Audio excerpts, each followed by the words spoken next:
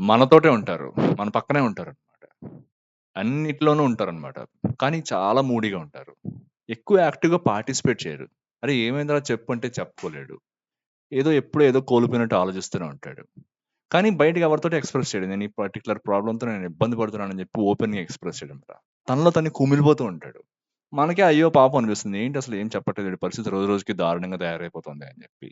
అతనికి కూడా తెలీదు అతను డిప్రెషన్‌లో ఉన్నాడని చెప్పి. ఎందుకంటే మనలో మనకే చాలా మందికి తెలీదనమాట. మనం డిప్రెషన్ అనే ఫేజ్‌లో ఉన్నాము. మనం సంథింగ్ ఏదో ఫేస్ చేస్తున్నాం. లైఫ్‌లో చాలా మెంటల్‌గా ఫేస్ చేస్తున్నాము. మనకు మనకే తెలీదనమాట. నేను డిప్రెషన్‌లో ఉన్నానని చెప్పి. చాలా మందయితే ఈ ప్రాబ్లమ్ అయితే ఫేస్ చేస్తూ ఉన్నారనమాట. సో, ఎందువల్ల ఈ డిప్రెషన్ అనేది వస్తుందంటే ఇదొక కాంప్లెక్స్ మెంటల్ హెల్త్ సిట్యుయేషన్ ఇదంతా గూడా. సో, మనిషి చాలా ఫ్యాక్టర్స్ వల్ల అయితే డిప్రెషన్ అనేది వస్తుంది. అసలు ఎందుకొస్తుంది డిప్రెషన్? ఏ కారణాలు ప్రభావితం చేస్తాయి ఒక మనిషి డిప్రెషన్‌లోకి వెళ్ళడానికి? దీని నుంచి ఎలా బయటికి రావాలి?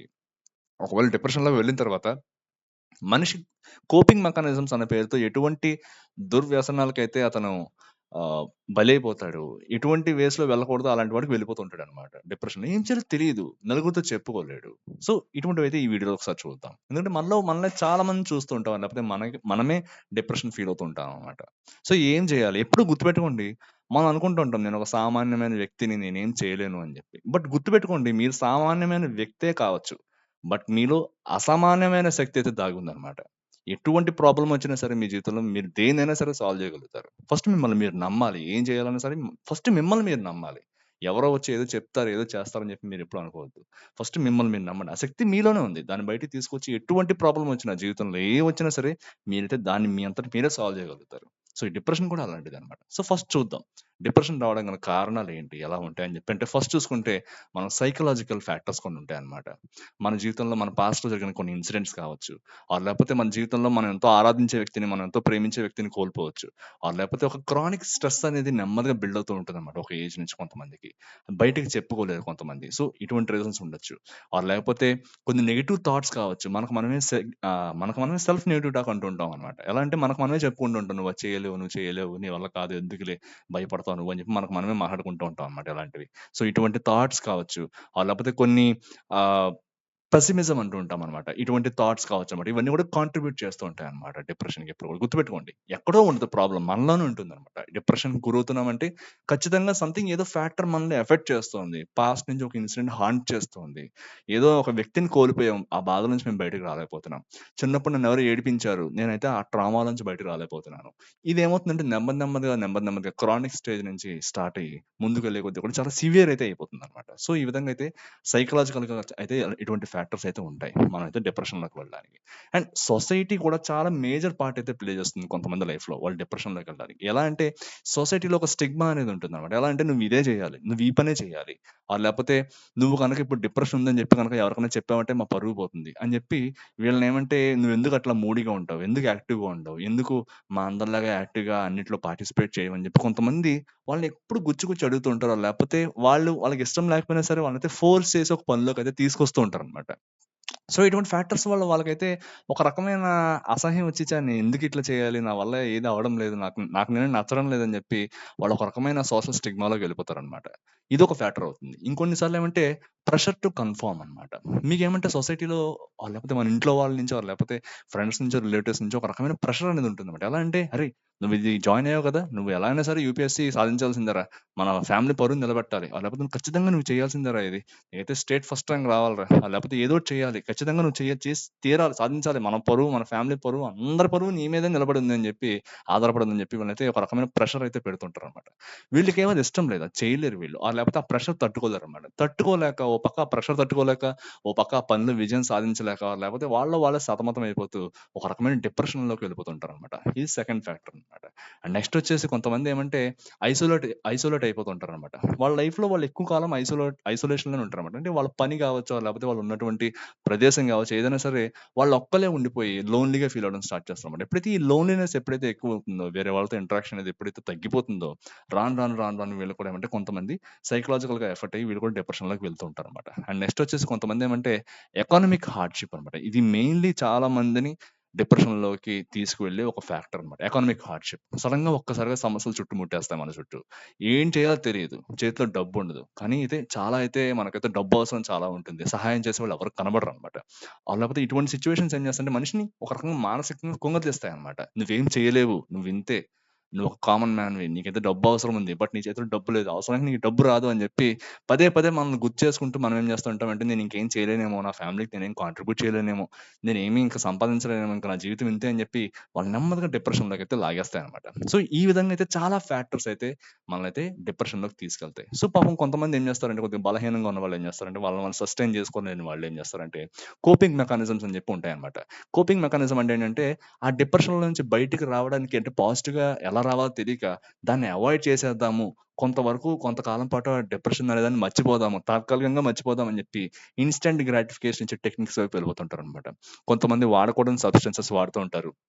కొంతమంది చేయకూడని పనులు చేస్తూ ఉంటారు. కొంతమందేమంటే ఎవరి వల్లైతే ఈ విధంగా డిప్రెషన్ ఒస్తుందో వాళ్ళని ఏం చేయలేక వాళ్ళ మీద ప్రేమ చూపించే వాళ్ళని లేపోతే వాళ్ళతో పాటు ఉండే వాళ్ళని అరవడం, లేపోతే ఎక్కువగా వాళ్ళని పట్టించుకోకపోవడం, వాళ్ళని కోపంగా తిట్టడం ఇటువంటి పనులు చేస్తూ ఉంటారన్నమాట. ఈ విధంగా ఏమంటే ఈ కోపింగ్ మెకానిజం అనేది చాలా నెగెటివ్‌గా అయిపోతుందన్నమాట. దాంట్లో నుంచి ఎట్లా బయటికి రావాలి లేపోతే అది జస్ట్ ఏమంటే టెంపరరీగా అవాయిడ్ చేయడానికి మాత్రమే చూస్తుంటారు ఆ సిట్యుయేషన్ నుంచి. బట్ ఏమంటే ప్రాబ్లమ్స్‌కి సొల్యూషన్ అయితే ఫైండ్ ఔట్ చేయలేరన్నమాట. ఎందుకంటే డిప్రెషన్ అట్లా చేస్తుంది వాళ్ళని. వాళ్ళు ఈ విధంగా ఈ సబ్‌స్టెన్సెస్ తీసుకోవడమో లేపోతే స్మోక్ చేయడం, సిగరెట్స్ తాగడమా, లేకపోతే డ్రింక్ చేయడం, లేకపోతే వేరే వాళ్ళని తిట్టడమా, లేకపోతే వేరియస్ వేరియస్ వేస్‌లో అయితే వాళ్ళ యొక్క గ్రాటిఫికేషన్ అనేది ఇన్‌స్టంట్‌గా వచ్చే మార్గాలను ఎంచుకొని వాళ్ళని వాళ్ళే హర్ట్ చేసుకుంటారు. ఎంతవరకు వాళ్ళు డిప్రెషన్ ద్వారా వాళ్ళకి మెంటల్‌గా అయితే సఫర్ అవుతున్నారు. ఈ విధమైనటువంటి కోపింగ్ మెకానిజమ్స్ తీసుకొని ఇప్పుడు ఫిజికల్‌గా కూడా హర్ట్ అవ్వడం స్టార్ట్ అవుతారన్నమాట. ఇవన్నీ వాళ్ళకి తెలియవు. వాళ్ళకి తెలుస్తూనే ఉంటాయి ఇవన్నీ కూడా. బట్ ఏమంటే ఏం చేయలేరన్నమాట డిప్రెషన్ వల్ల. సో, ఈ విధంగా రకరకాల ఫ్యాక్టర్స్ అయితే ఈ విధంగా డిప్రెషన్‌లోకి వెళ్ళే వాళ్ళనైతే కాంట్రిబ్యూట్ చేస్తాయన్నమాట. సో, డిప్రెషన్ నుంచి ఎలా బయటికి రావాలి? ఏం వేస్ ఉంటాయి? ఏం చేస్తే నేను డిప్రెషన్ నుంచి బయటకొస్తానని చెప్తే, ఎప్పుడు గుర్తుపెట్టుకోండి ఫ్రెండ్స్. ఎప్పుడు కూడా ఏది సింగిల్ డేలో అయిపోదు ఏది కూడా. నేను ప్రతి విషయంలో, ప్రతి వీడియోలో కూడా చెప్పేది ఇదనమాట. మనం ఏం చేయాలనుకున్నా సరే, అది మనకు ఒక రెగ్యులర్ హ్యాబిట్‌లా అయితే తయారవ్వాలి. మనకు అదొక మన దినచర్యలో అదొక భాగం అయిపోవాలనమాట. అలా చేయగలిగితేనే మనం దేంట్లోంచన్నా బయట రాగలుగుతాం. ఎంత పెద్ద సమస్యనైనా సరే, మనమైతే ఎదుర్కోగలుగుతాం జీవితంలో. సో, ఎలా చేయాలి? నేను డిప్రెషన్‌లో ఉన్నాను. ఆ విషయం నాకు అర్థమవుతోంది. నేను నలుగురిలోకి వెళ్లి చెప్పలేకపోతున్నాను. బట్ నేనైతే డిప్రెషన్ నుంచి రావాలి అని జెప్తే, వాళ్ళకైతే కొన్ని టిప్స్ అయితే చెప్తారనమాట. ఈ టిప్స్ అయితే మీరు డైలీ ఫాలో అవ్వండి. ఖచ్చితంగా మీరైతే డిప్రెషన్ నుంచి అయితే బయటకొస్తారనమాట. So, first most important thing ఏమంటే సీక్ ప్రొఫెషనల్ హెల్ప్ అనమాట. ప్రొఫెషనల్ హెల్ప్ ఎందుకు? ఇప్పుడు చాలామంది ఏం చేస్తుంటారు డిప్రెషన్‌లో ఉంటే లేదు అసలు ఇదివరకు ఇటువంటి కండిషన్సే లేవు. డిప్రెషన్‌లో ఇట్లాంటి కండిషన్స్ లేవు. అప్పుడు ఫ్యామిలీస్ అన్నీ కూడా చాలా చక్కగా ఉండేవి. అందరూ చాలా బాగుండేవాళ్ళు, హ్యాపీగా ఉండేవాళ్ళు అని చెప్పి. బట్ కరెంట్ సొసైటీ అలా లేదు కదా ఫ్రెండ్స్. అన్ని చోట్ల కూడా న్యూక్లియర్ ఫ్యామిలీసే ఉన్నాయి. ఖచ్చితంగా ఇండివిడ్యువల్ ఫ్యామిలీస్ అయిపోయాయి. ఎవరికి వాళ్ళే వాళ్ళ పనులు జూసుకోవాలి. ఒకవేళ ఏదైనా అయినా సరే ఎవరొచ్చే పరిస్థితి కూడా లేదు. ఇటువంటి సమయాల్లో మనం ఏం జేస్తాము? మనమైతే పక్కన ఉన్న వాళ్ళని నమ్మలేము. సో, ఇటువంటి టైంలో మీరేం చేస్తారంటే ప్రొఫెషనల్ హెల్ప్ అయితే ఖచ్చితంగా తీసుకోండి. ఇటువంటి డిప్రెషన్స్‌ని హ్యాండిల్ చేసేవాళ్ళు, లేకపోతే ఇటువంటి వాళ్ళకి హెల్ప్ చేసేవాళ్ళు చాలా మందున్నారు. డాక్టర్స్ చాలా మందున్నారన్నమాట. సో, వాళ్ళ దగ్గరికి వెళ్లి హెల్ప్ తీసుకోండి. ఫస్ట్ థింగ్ మీరు చేయాల్సింది అదనమాట.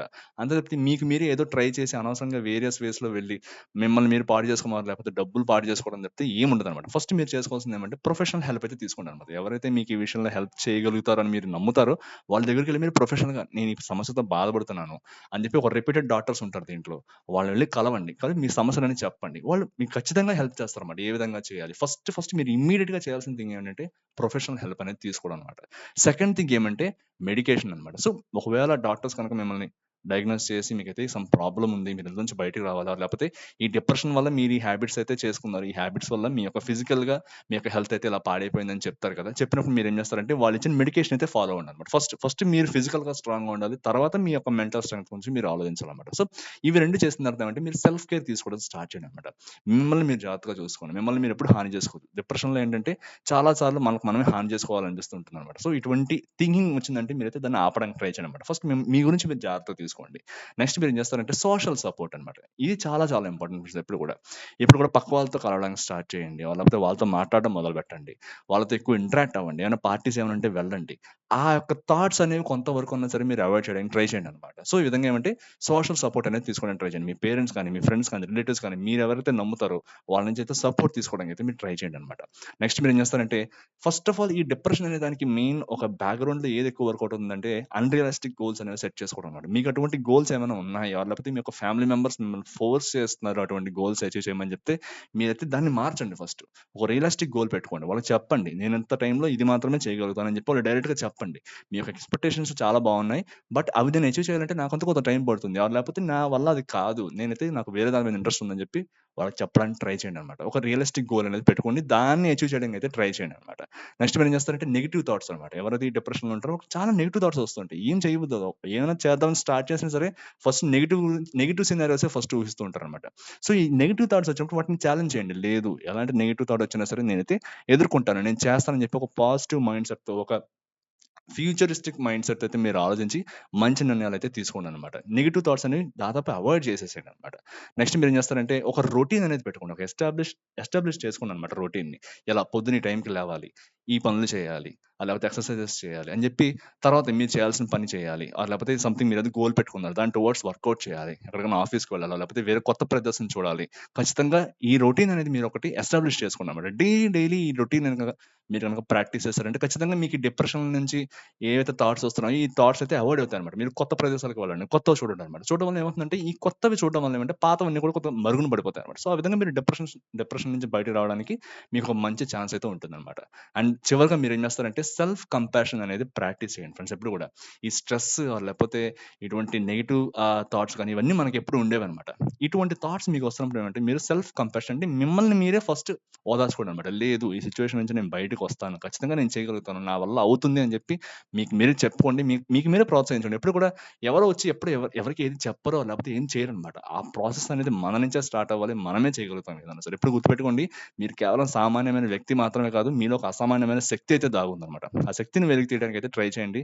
ఇటువంటి డిప్రెషన్ అనే కాదు. ఎంత పెద్ద మానసిక సమస్య వచ్చినా సరే మీరైతే ఖచ్చితంగా దాన్ని జయించగలుగుతారు. సో, ఈ కాన్సెప్ట్ అయితే మీకు నచ్చిందని అనుకుంటున్నాను. ఈ టిప్స్ అయితే మీరైతే ఫాలో అవ్వడానికి ట్రై చేయండి. And please subscribe to this channel. Thank you very much friends. By.